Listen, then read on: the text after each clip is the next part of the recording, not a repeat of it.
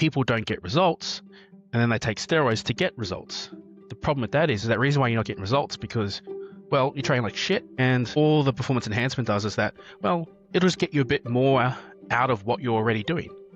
So you just still get shit results. You still get nowhere. And then what do you rely on? Well, you take more steroids. You get a little bit more, but you still train like shit. So when you take into consideration of everything that is involved, you realize that if you take a lot less but train really well, very both intense but also smart, right? A tiniest amount of testosterone would enhance the high quality of training. I've experimented two schools of thoughts around testosterone use. Number one was taking the harm reduction approach of like using it as a broader part of an ergogenic system, in that try to get away with the least possible with the maximum result.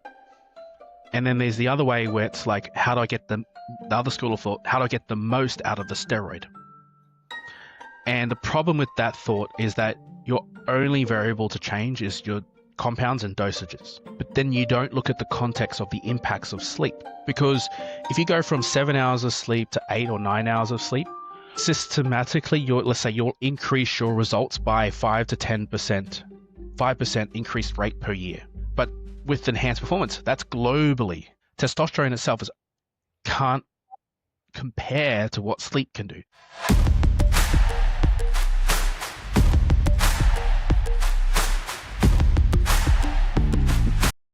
Okay, we are back for episode 3 with Rainbow Rants. That's a good one. Well, I had to give it a different name, you know. So, okay. Well, this week, this week? Yeah, I think PEDs would be you said PEDs would be a good talk. It was kind of interesting. The reason why I posted it up the other day about my history, number one, is, well, for anyone that doesn't know, I did in two years ago, maybe 2 years ago, I did an interview with ABC and about my steroid use, and it was to create awareness around harm reduction. And they needed someone who had experience in it so they could help tell the story. And the story turned out pretty well, that they were able to take it nationwide. So it was, it was on, I got like a full 2 minutes. They said 2 minutes is really good to get on TV. But, when I first did that, it was when I was hesitant. I was probably still hesitant to talk about it for the next year or two. It's obvious. It's a taboo. It's a taboo topic, and exactly a legal topic to talk about, is it? Yeah, well, we do have freedom to talk about it, but it really it's kind of almost like incriminating yourself. But also in a way, the reason why we could talk about it is because I am legally prescribed testosterone, and so both the producers and myself are comfortable doing that. I mean, I guess I can talk a little bit about the history of my philosophy around anabolic steroid use, and feel free to chime in. So again, one reason it started to come up is because I've had a few requests to do interviews with other journalists and had researchers reach out, and because I was so hesitant, I started to turn them down, and I kind of had a little bit of a change of think people are going to follow your story, buy into your story, and people want to find relatability in an individual, and I've kind of stopped caring what people think, and so I thought it was something to share a lot more. So I guess a little bit of a backstory is that when I first started steroids, it probably started back in 2011. It's a long time ago, 15, maybe 14 years ago. And the thing is, I didn't really want to. At the time, I was kind of peer pressured into it. I was in the army, and I was training all on my own, actually with a mate of mine. We're doing bodybuilding and powerlifting. We just wanted to get bigger, leaner, jacked, just like anyone wants to when they first start. They just want to look juicy. And the reason why we started training is because I got injured before deployment. So I was getting deployed to Afghanistan, and then I ended up getting fractures in my legs, or stress fractures. And this happens because an accumulation of loaded marching and extreme training. I mean, you're training nonstop, between 8 to even up to like 23 hours of the day. And be times even without sleep, just non-stop training, whether it's constant skills, drills, or mock war stuff. And along the way, you're tested constantly.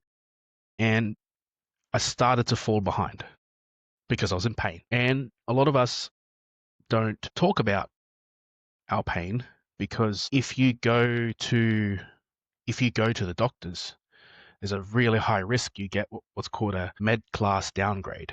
And if you get medically classed anything below number 1, you have to be top notch condition. If you get anything below that, you're undeployable. And no one wants that when all you do is train to get deployed. And so you avoid it. Everyone hides their injuries, and it gets worse and worse and worse. And eventually, I couldn't pass the test. And because when you don't pass the test, you got to get tested again. You test, you do worse, you're injured more, and the cycle continues, right? Until they kick you off. Anyway, I got kicked off deployment and started to just train. It's like, well, if I can't go over and shoot people, then I'm going to get as jacked as possible. And so, yeah, that's how my journey started. Usually, anyway, made all the same mistakes every other person makes, right? Train too hard, diet too hard, don't eat enough food, overtrain. And eventually found our way to train. And the kind of sad thing is like, well, the guys, there's kind of this saying like, getting gonged up, which is basically medals. You get medals, right? Gamified war. Anyway, it goes, if they're going to get gongs, we're going to get jacked. Anyway, they came back gonged up, and a lot of them came back even more jacked than we were. I was like, fucking how? Those guys had a bloody rough time over there, but they still managed to find time to get jacked. And it turns out the Americans were sharing around lots of anabolic steroids. Of course, the Americans were. So yeah, they had a real shit gym there, and they just juiced up, got huge. And I still didn't really want to do it, but as they came back, they were like, "Hey, you got to take this, you got to do this." Anyway, started getting, other friends started getting onto it, and I was like, "Okay, well, let's try." And obviously, it feels great because you get bloody strong, bloody quick, and build muscle, and that's what happens when you first start taking anabolic steroids. But I still feel a bit, I guess, ill about it. And as time went on, I eventually went on and off, and because, again, not very educated around it at the time, there was no information, there was no support, there was no medical facilities, there were no experts, there were no researchers, there was no Tim or Victoria, So, exactly, all underground information. And that was the problem with anabolic steroids. It was all bro science, right? And there was no real science of it at the time because it was unethical to and still is, to research very extreme high dosages, super physiological dosages, right? It's different today. There's a lot more information out there, a lot more research done. So, going from there, I ended up leaving the army and pursued personal training. Right? I got obsessed with training. Before I left, actually, the reason why I started getting really obsessed with training is because I still really wanted to get deployed. And I was sick of the regimented environment. You can call probably regiment, the equivalent word would be bureaucracy of the army. Essentially, you just get treated like shit for the sake of getting treated like shit, right? Yeah, every ounce of your freedom, dignity is completely stripped constantly, every day. And all I wanted to do was do my job, right? That's all I want to do. I just want to get deployed. And so I started to train to join the SAS, Special Forces. People don't know. Basically, they only recruit soldiers within the army. So it's the elite of the elite. I mean, it's kind of been my whole life story. I just only care about being the elite of the elite, and like anything less is not enough. But from that, I started taking up a bunch of sports. Actually did competitive shooting, started training with the SAS Carter course. I started doing powerlifting. I essentially was training all day, non-stop. I did triathlons as well. I got fit as hell, and I was a machine. I was an absolute machine. I remember one time, I guess I was getting a bit psycho about it. It was like 9 p.m. and it's like, felt like I didn't do enough training. So, I threw on a 40-kilo pack in full combat gear, and went for a 5-kilometer run. And I remember it was like my best time. I think it was like 16, 17 minutes, 5 kilometers with all that weight. So I was just a bloody psycho, right? Oh yeah, I'm not as fit anymore. But I really fell in love with the process of training, right? I just loved it, absolutely loved it. And so instead, I still kept getting caught up in the bureaucracy. I had a bit of extra freedom. I found a little loophole to kind of do more training and stuff, and I got pulled back into it. They wanted to rank me up. I just didn't give a shit about getting rank, right? I just wanted to do the job. That's all I cared about. So I ended up resigning. It takes a year to get discharged. It took me a year to get discharged. And I just said, look, I'm just going to go into training. All right, I'm just going to train people. And I was not prepared for the civilian world at all at the time. But I did that, and I took up bodybuilding, started competing, and I started to realize that there's a much smarter way to take steroids. And I came across a podcast what's it called? It's called Iron Radio. It was like one of a very few science-based meathead podcasts, right? So it's the first like science-based meathead podcast, and it had a powerlifter in there. It had a nutrition professor, and this nutrition professor was also a bodybuilder, right? And so it was really cool because they had a lot of information about strength training. They had some information about PEDs, on nutrition, and it made me actually made me fall in love with strength training, because they were harping on the importance, because back then powerlifting and bodybuilding were really split at the time. They were very there's powerlifting world, and then there was bodybuilding, like the real, just like, there was no crossover between strength training. It was just specific muscle training. And obviously there's now coming, if you look back in the 80s, there was a strong crossover with bodybuilding and powerlifting, then they kind of split. Now they're kind of merging back together a little bit, into a little bit of a hybrid, which you can call, I guess, power hypertrophy. And I remember when power hypertrophy came out, the first person to kind of coin that term was Lane Norton, and he brought in the idea of like, well, you should be strong and do bodybuilding accessories. And you know what? That's what everyone does now, and that kind of stuck, and it's still around today. Like, it's probably the most popular way to train, which is this hybrid style training. And yeah, so I learned a lot from there. I started bodybuilding, I fell in love with strength training, and I started to hate bodybuilding near the end because I was getting really strong, but then I started getting really weak.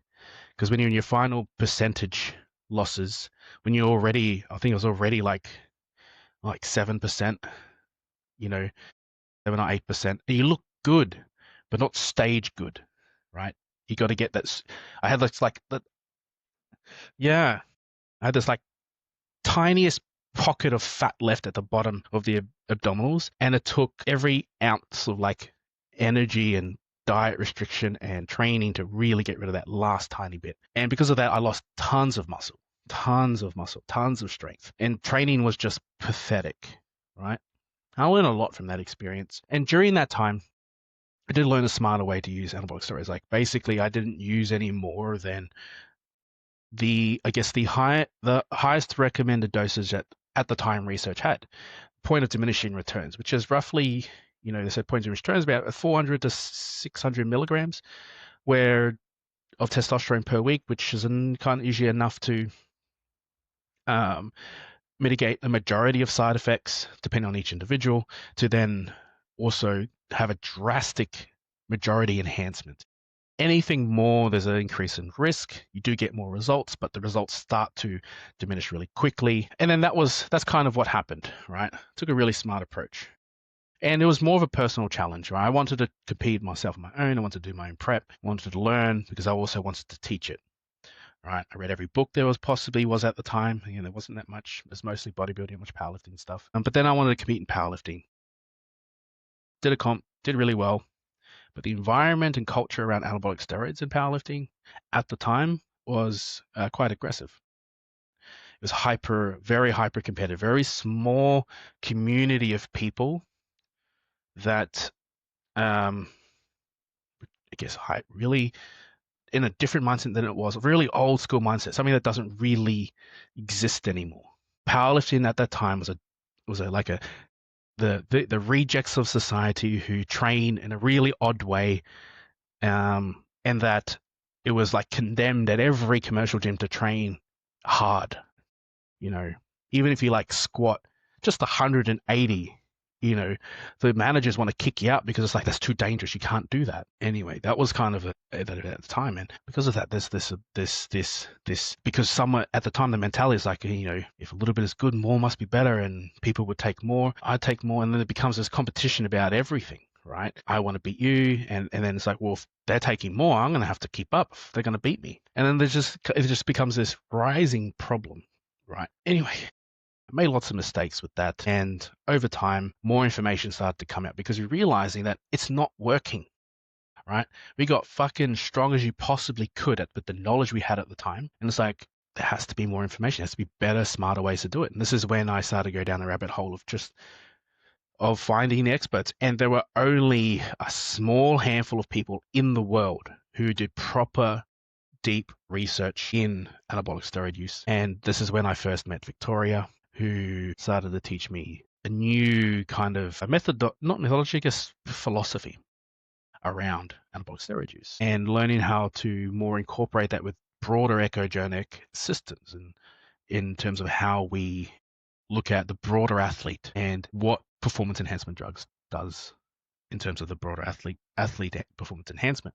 And so we take this different approach where that consideration of all these of all the factors that enhance performance, and that we look at where does testosterone help enhance things, rather than looking at testosterone as the primary stimulus. This is the problem. People don't get results, and then they take steroids to get results. Problem with that is that reason why you're not getting results because, well, you train like shit, and all the performance enhancement does is that, well, it'll just get you a bit more out of what you're already doing. So you just still get shit results. You still get nowhere. And then what do you rely on? Well, you take more steroids. You get a little bit more, but you still train like shit. So when you take into consideration of everything that is involved, you realize that if you take a lot less but train really well, very both intense but also smart, right? A tiniest amount of testosterone would enhance the high quality of training. And if you can't get results without steroids, you're not going to get very good results with steroids. And when it comes to everyone usually at the top, this is why people who take lots of steroids can make no results. I see it all the time. Clients come to me and it's like, taking all this gear, it's like, you make no progress, yet I know people who take a quarter of what you take and make way more. And then there are people who take barely anything and get to the top, or in nothing, even naturally. And that becomes the thing. It's like, in the end, you still got to train very smart.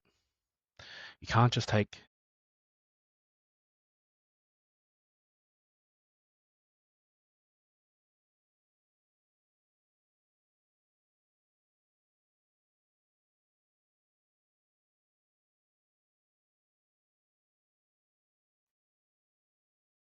Exactly.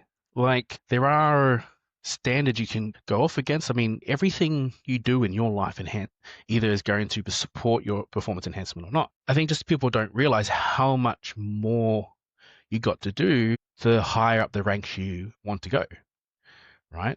Like, if you go from beginner to start doing any sort of training, you get lean, you get strong, you build muscle. And then it stops. It's like, oh, you better follow some sort of structure. So you follow a program. Cool, you follow a program. New stimulus. You're making progress again, right? Then that program was pretty subpar, but the only reason you made results is because, well, you had some sort of consistent structured training, right? Then that stops working. So now you need something a little bit more specific to what you do. And when you start doing it, it's like, okay, that only gets you so far if you're barely eating any food. So it's like, okay, well, you need to eat more food.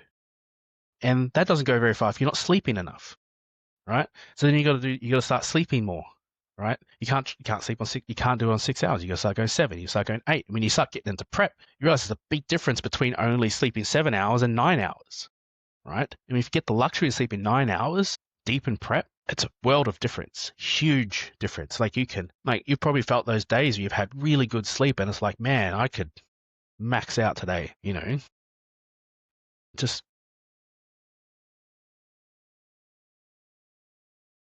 yeah.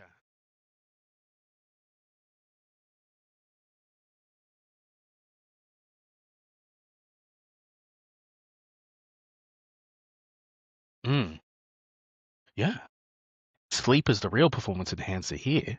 Like really, really is. If you're just looking at taking 1,000, 2,000 milligrams of testosterone a day on 6 hours of sleep, all you're going to get is just every possible negative effect. You'll get stronger at, if anything, sometimes you don't get stronger, right? I know people who take I've made every mistake you possibly could, right? There were definitely a lot of some regrets and some, I'm glad I had the experience, but the factor of anabolic steroids was never the primary factor why I made progress. It was always the biggest progress is always something to do with usually changes in routine, attitude around how I'm going, rather than trying to do everything, like, trying to diet really hard and try to do all these things. Like, look, just take a couple of steps back in life, reducing your stress, sleeping more, looking after your body, in a reasonable expectation of yourself instead of overreaching.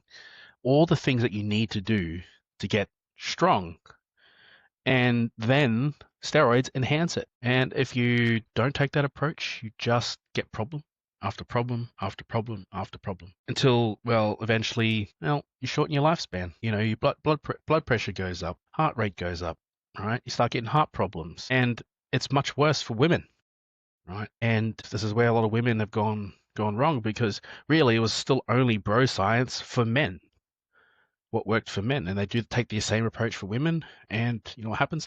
Well, they turn to a man, right? You're using the same drugs that transition genders, right? It has a bigger effect on women. Like, this is really good, kind of uh, the story I've heard about, like, kind of way to conceptualize the impact of steroids on women is that when we are an embryo, the human template is female. We're all start female, and then at a certain point, it takes a direction, and that the key factor, the key change that drives the change is testosterone. You have the female embryo that then testosterone gets introduced at higher amounts, and it changes. It becomes a male. And that means, like, thinking of it from another perspective, is that testosterone is built to turn someone into a man, especially if you're a female, right? You're using something that is going to, well, essentially turn you into a man. And when you look a bit deeper into the science of this, you can do it in a really smart way for women. The major factors here is the androgenic and anabolic effect of testosterone, and that we want, well, we want the anabolic effect in women, not the androgenic. Androgens will turn you into a man. That's where you'll get the deepened voice, male pattern baldness, things that are irreversible for women.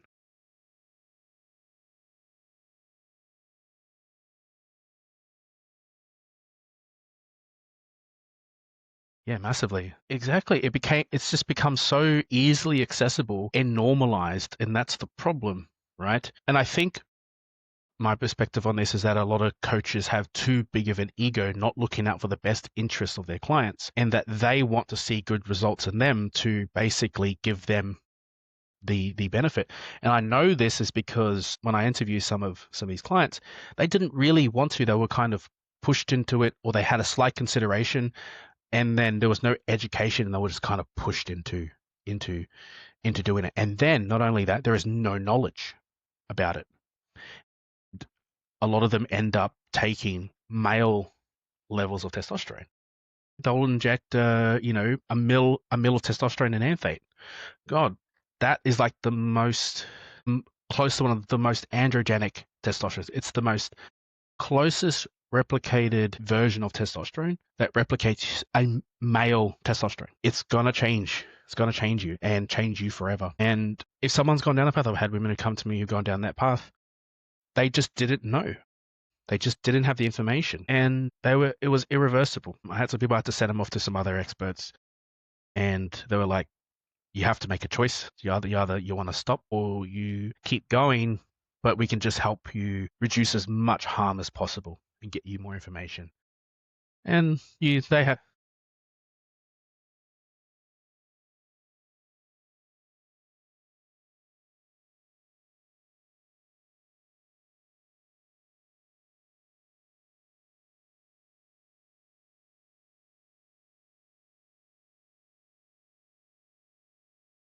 Mm, yeah, exactly. There's a couple of ways you can kind of look at this. There's the drug addiction aspect, and then there's the behavioral kind of behavioral science around it. So one is that if someone was on high dose and we can assess that there are enough variables in the entire ergogenic system, meaning like they weren't sleeping quite well, they weren't doing a couple of things, it's like weren't training very well, they could still make results. We could take their dosages back down, but then enhance everything else. And every case except one case I've had, we were able to do that, right? Because there were so many things. They could never stop.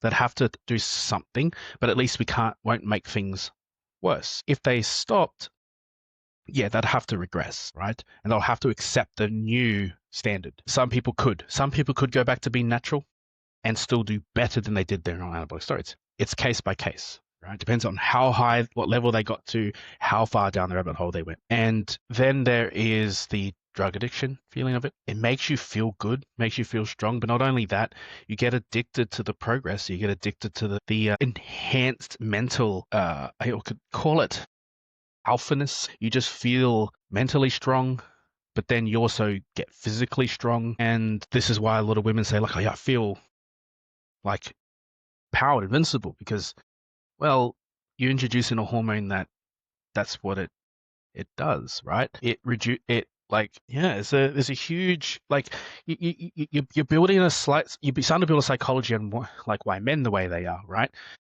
We're less risk adverse because, well, testosterone plays a big role in that. Why? Hunter-gatherer societies, men had to take big risks, right? We have to go we have to go kill our food, right? And depending on the environment you're in, well, that could be life and death, right? Very easily life and death, right? So you have to take a lot of risks. And without that, you have to have a very certain mindset. And testosterone puts you in that way. And that's what it does. It gives you this insane level of confidence, right? This is why men get hurt more, is why men die younger, right? That's just how a larger portion, I wouldn't say all, is always an overlap. Men are geared that way. So, I mean, for a lot of women, it makes them feel good, and same with men.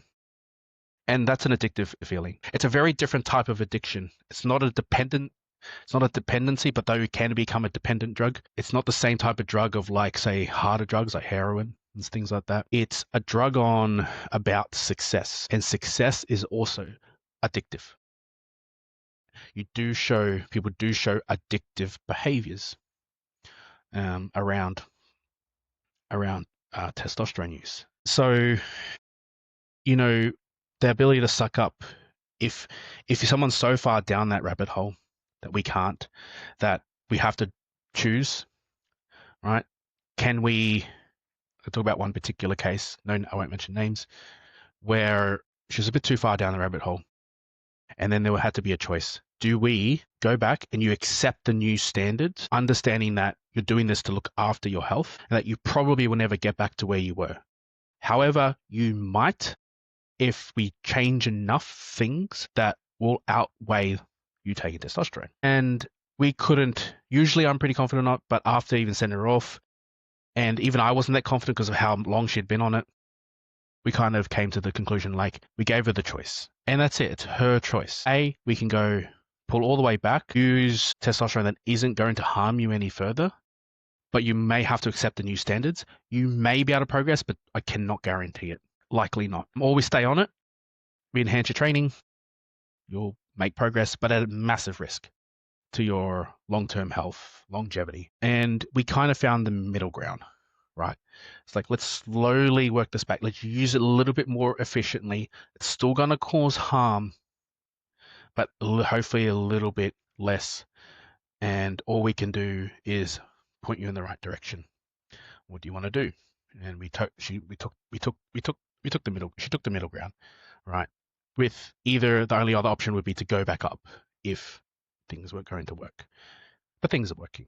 That for someone like that, that's going to be something years and years of perhaps working her down slowly, bringing her back up, or one day she makes a choice and comes off, which is going to be another can of worms because, well, if you were utilizing gear for a long time, right, you're going to have a drastic loss. But surprisingly, a lot of people who did strength training, like very strength sports, keep a lot more muscle than, say, most of the average Joe Blow or bodybuilders. And that's mostly because both testosterone and strength training build like myofibril hypertrophy and build actual new cells, muscle cells that won't go away as long as you're not stupid. Like if you stop, constantly train, still eat your good protein, you'll keep good 80% of your 90% of your muscle without it, right?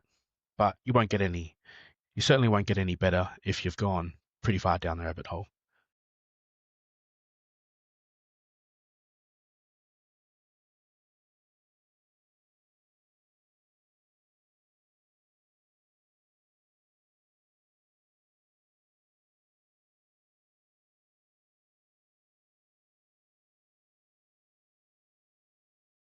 That's right. The use of steroids is never going to go away. Wherever there's competition, there's going to be performance enhancement drugs.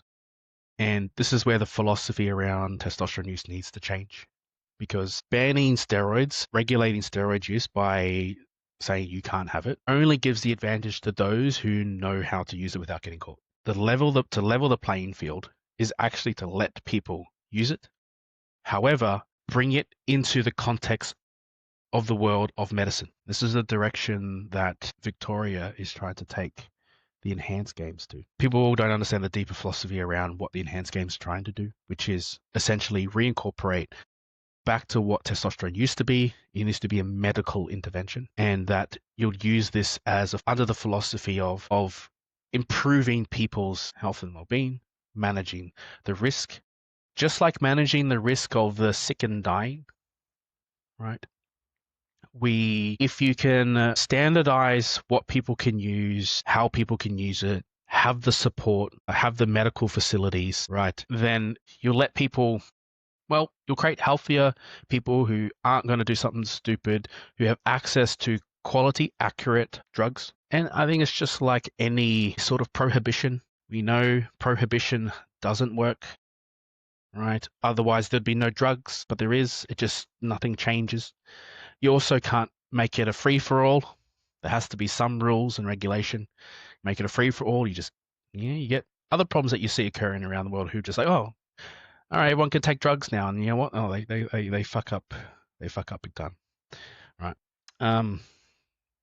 Where's the middle ground, right? And that's where we have to approach that slowly. If we have an interest in looking after the well-being of your citizens of either country or people of the world. So yeah, there's no black and white answer to this other than we need clearer information. We need a reliable source of information. We need medical assistance because no matter what, people will always take, and we can't. It has to be these days. I reckon there has to be some sort of regulation now because, well, there's too many idiots online sharing really dumb shit, and it's a very negative influence on what the reality is behind anabolic steroid use, to the degree that just the common Joe Blow is using it, where, tell you now, 99% of people do not need to take anabolic steroids. I can tell anyone that's listening right now, no matter what level of powerlifting you're at, unless you can confidently say you're in the, say, top 1% of your country, steroids isn't going to do anything. Like, it's not going to do, not going to not do anything. But I tell you now, like, if you think you need to take more, you don't. You are doing, definitely, if you stop making progress, you are doing something wrong with your training, or you haven't seen something, and you may think you'll be doing everything, but you just haven't looked deep enough or further back enough to address any underlying issues, right?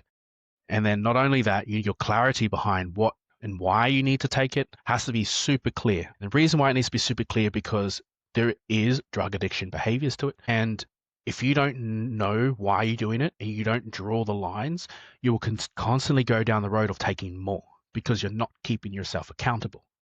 You got to keep yourself accountable, especially women, right? It's very easy to say, like, what results do you want? Well, what do you want for your future?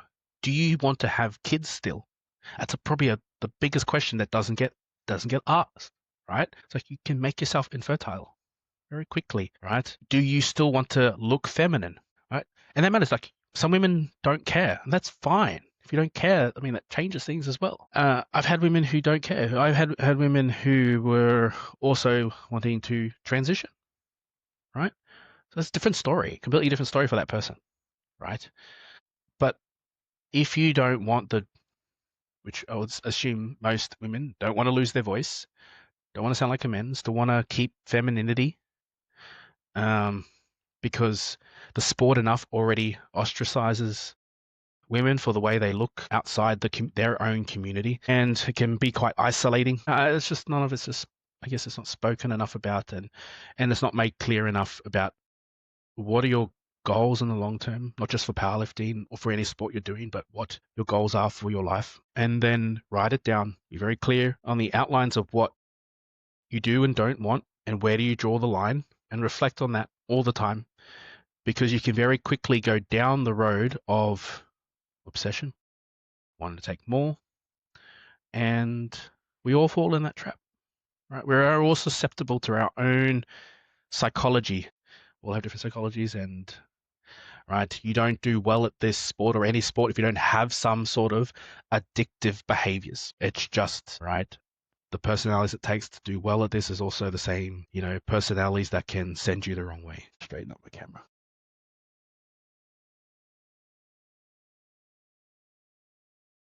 Yeah, it's a very interesting. Maybe this would be for a new episode. What are you seeing in I guess, the impacts of what you're seeing on social media, and its, I guess, impacts on the influence of the people around you and what people say to you? Yeah.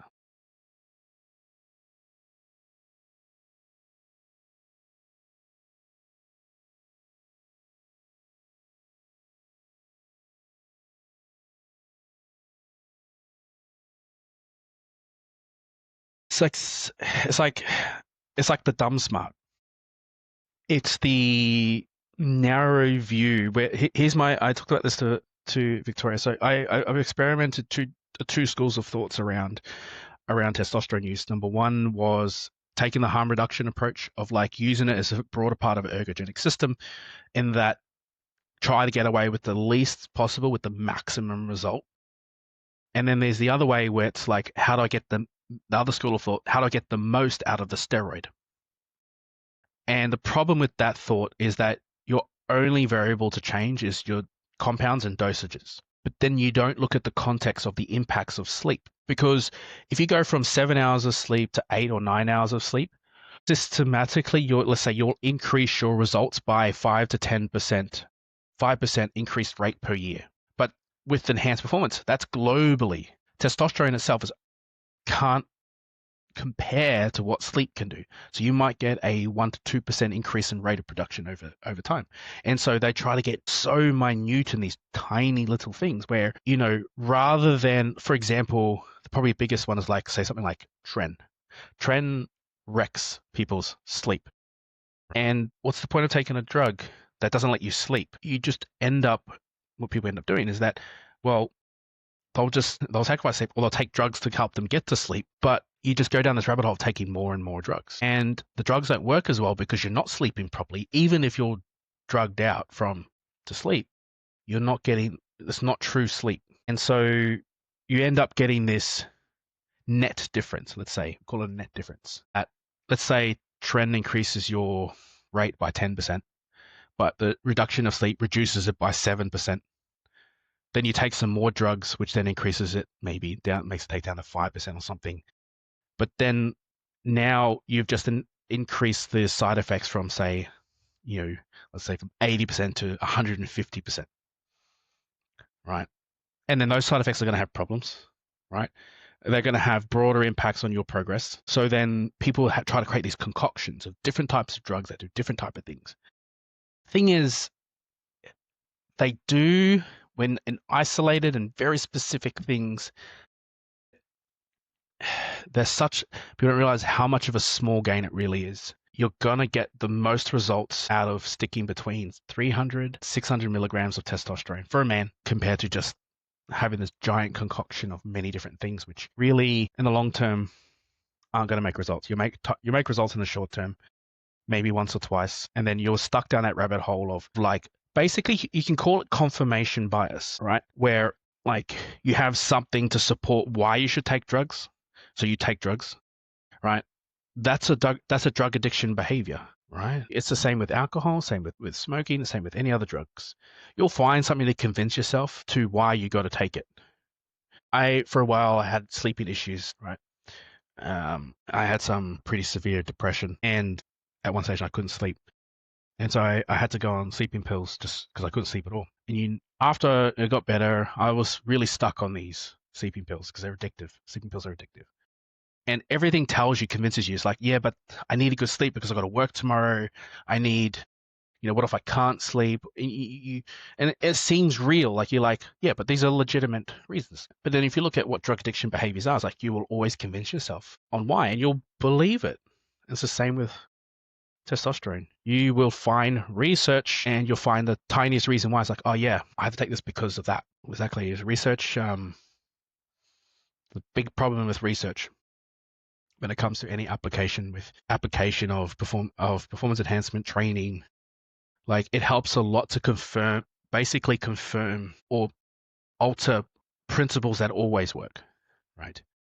The foundational principles of how I approach coaching and training never change, but they get refined based off the research. Rarely we make a new discovery that completely revolutionizes training, because usually most of the time a coach has already discovered it on their own. Science comes along 10 years later to either A, confirm it, which then changes nothing, or B, make slight alterations to it. And more often than not, 99% of the time, research is not done properly and doesn't fit the context of athletic performance because they've done it on a population that isn't going to respond the same way. An example being is, like they say, they increase the protein intake to 300 grams of protein per day, and they all increased muscle by whatever number percentage. And it's like, when we look at the population, they were just normal people who don't consume really any protein, lucky to get 100 grams in a day. And yeah, so you added a new stimulus, right? They're going to, and because of, they probably might train a bit more, they might do a little bit more. And it's like, yeah, they gain a bunch of muscle. Yeah. So if I gave you 300 grams of protein based off research, it doesn't work. Because you know what? There's too much hype on protein. As you know, we work on low protein. But yeah, and people are astounded. Like, it's like, I mean, you only got me having, 120, 140 grams of protein, right? I mean, I've taken mine in a diet phase. I'd probably have it as low as 160, 180. Right? I still make huge progress, right? Because it's not the protein. Yeah, you don't need much protein because you're already training well. You're already eating very frequently. The frequency matters, and it doesn't look at the context of your carbohydrate intake, total calorie intake. Lots of carbohydrates is anti-catabolic and enhances training performance, which means you get more stimulus in your training, you make more progress. So you get really stuck in the minutia of it. Like, I would say higher protein is better for those who don't do it super seriously, because you got to account for the variables. So I'm not taking my diet really seriously right now, so I consume more protein, right? And that's kind of like to work through all the variables that might occur, right? Just want to at least maintain my muscle whilst I'm doing different type of training. But yeah, it's a big topic. Yeah, yeah. All right. Well, what's the takeaway message? Seek advice that aligns with your values. All right. Yeah.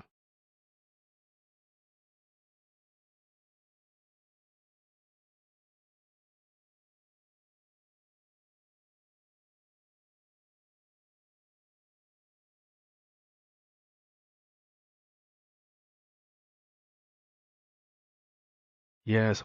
Yeah. Don't make emotional decisions. If you do it, if you want to do it because like fuck, I want to make progress, like or someone's beating me, it's not a right decision. It's an emotional decision. And he's like, it doesn't sound emotional. It's like, yeah, but it's a different type of emotion. The emotion is the drive to be successful, admired, respected. And people forget that's also a very strong uh, emotion that drives people. It can be a real hidden one. You talk a lot about. There's a lot of talk about depression and anxiety and stresses, but there's also the other side of things where the need to feel successful, the need to feel respected, is something that drives people's decisions emotionally, just a different type of emotion. So I think this would be a good listen for some people.